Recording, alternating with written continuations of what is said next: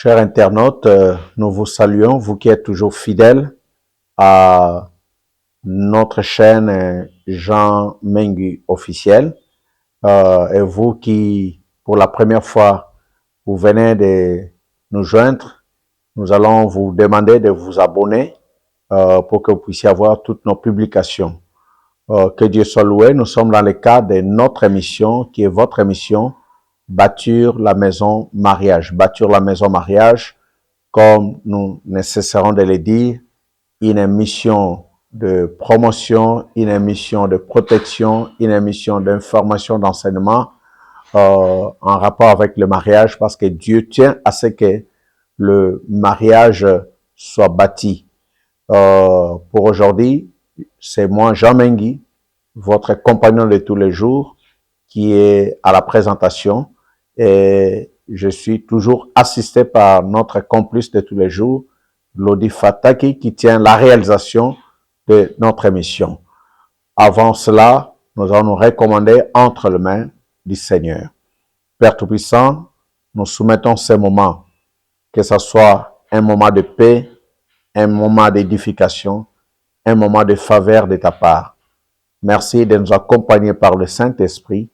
Au nom de Jésus-Christ, nous avons ainsi prié. Amen. Une fois de plus, nous vous saluons. Pour aujourd'hui, nous allons nous centrer sur ce sujet, voulais-je dire, intitulé « Séduire l'autre ». Séduire l'autre, c'est ça notre sujet du jour. Pour cela, nous allons lire un passage de l'Écriture. C'est dans le livre des Cantiques, chapitre 1, versets 15 et 16. Cantique des Cantiques 1, 15 et 16. Il est écrit que tu es belle, ma tendre amie, que tu es belle. Tes yeux ont le charme des colombes. Toi aussi, mon amour, tu es beau, tu es superbe. Nous avons un lit de verdure. Bien-aimés, ce passage de Cantique des Cantiques nous donne la possibilité de parler de notre sujet, séduire l'autre. Séduire l'autre. Vous savez que le mariage constitue un cadre propice qui donne l'occasion à chaque conjoint ou conjointe d'attirer son partenaire ou sa partenaire. Cette manière d'être et d'agir fait partie de l'amour, fait partie de l'amour. Or, l'amour demeure primordial dans la construction de la maison mariage. S'il n'y a pas amour, la construction de la maison mariage ne pourra pas se faire d'une manière aisée ou du tout, simplement. Car tout ce qui est construit dans l'amour et avec amour reste et ne peut en aucun cas disparaître. Et la Bible le déclare clairement dans 1 Corinthiens chapitre 13, verset 8, on dit « L'amour est éternel. L'amour est éternel. » Et il s'agit du vrai amour dont Dieu demeure l'unique source. Bien-aimés, partant de cela, tout mari doit chercher à séduire sa femme et toute femme doit le faire pour son mari. Il est vrai que la séduction est généralement prise dans un mauvais sens où l'on voit une femme chercher à séduire les hommes pour les attirer dans l'infidélité ou dans l'impudicité, ce qui peut être aussi le cas pour des hommes qui cherchent à attirer d'autres femmes pour assoupir leurs besoins sexuels ou autres. Mais ici, nous sommes dans le contexte du mariage. Quand nous parlons de séduire l'autre, séduire son mari ou séduire sa femme, nous sommes dans le cadre du mariage. Nous ne voulons pas que nous puissions sortir de ce cadre ici. Ici, quand nous parlons de séduire l'autre, nous voyons l'attrait que le mari ou la femme fait envers l'autre.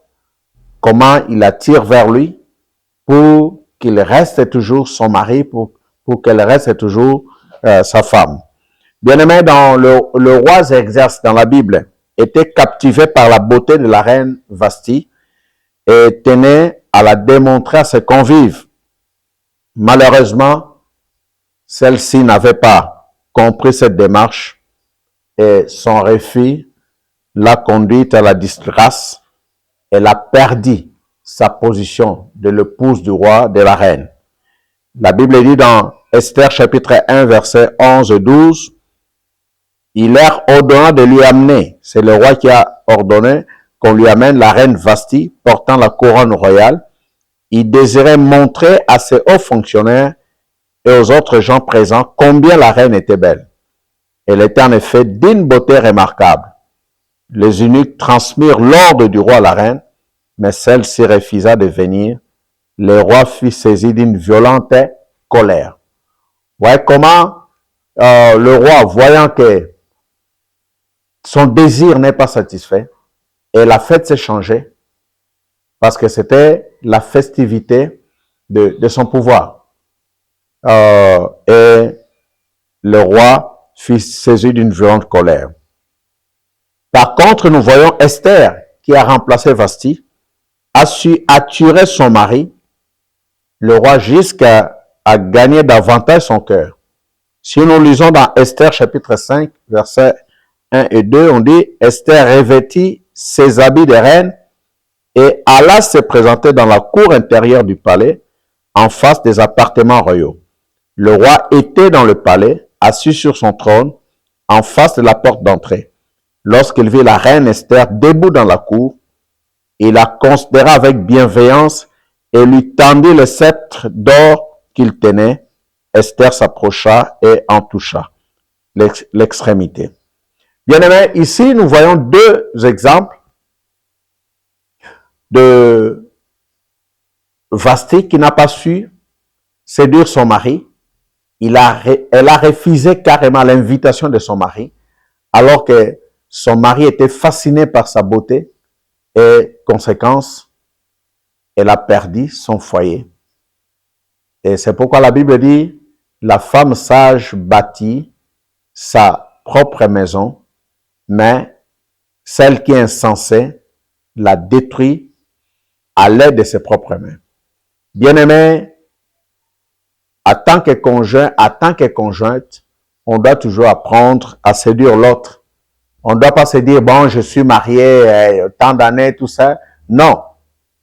Parce que l'amour, comme nous l'avons dit, c'est quelque chose d'éternel. Nous avons vu comment au début, l'homme dit que tu es belle, ma tendre amie, que tu es belle, tes yeux ont le charme des colombes, et que sa femme répond, si toi aussi, mon amour, tu es beau, tu es superbe, nous avons un lit de verdure. C'est pour nous montrer clairement que, en tant que conjoint, ça doit être l'exercice de tous les jours, de tous les temps, de séduire l'autre, de séduire l'autre. Mais comment attirer l'autre? On doit attirer son mari ou sa femme par sa manière d'être. La manière d'être, en tant qu'homme, en tant que femme, en tant que mari, en tant qu'épouse, peut aussi contribuer à séduire l'autre. Ça peut se faire aussi par sa manière d'agir.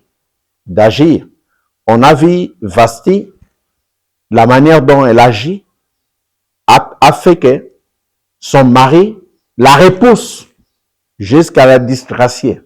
Mais par contre, Esther, la manière dont elle a agi a fait que son mari, le roi, puisse s'approcher de lui jusqu'à lui dire, même si tu me demandais la moitié de mon royaume, je suis prêt à te l'offrir. Dans la manière d'agir. Tu es mari, sache comment agir envers ton épouse. Tu es épouse, sache comment agir envers ton mari pour que tu puisses l'attirer, le séduire. Ça peut se faire aussi par sa manière de se présenter. Donc, comment tu te présentes devant ton mari? Comment tu te présentes devant ta femme? Est-ce que la manière dont tu te présentes, ça pousse à ce que il soit séduit ou elle soit séduite? Donc, c'est un élément à considérer aussi. Ça peut se faire aussi dans sa manière de parler, dans son parler, le langage. Bien aimé, la communication. C'est très important. Ce sont des éléments qu'il faut considérer. Il y a tant d'autres, mais nous avons évoqué ces quelques éléments pour que ça puisse aider l'un à attirer l'autre et vice-versa. Bien-aimé, il est très important de faire de sorte que son mari soit toujours votre mari, si tu es une femme, soit toujours votre roi, et que votre femme, si vous êtes marié, soit toujours votre reine. C'est très important de pouvoir agir de cette façon parce que vous avez un royaume que Dieu vous a donné. Le foyer, c'est tout un royaume. Et l'un, il est roi, l'autre, il est reine. Et faites de votre mieux pour que l'un puisse séduire l'autre, vice-versa. Que Dieu vous bénisse et nous allons nous retrouver à au prochain numéro. Toutes les bonnes choses avec le Seigneur. Apprenons à se séduire mutuellement.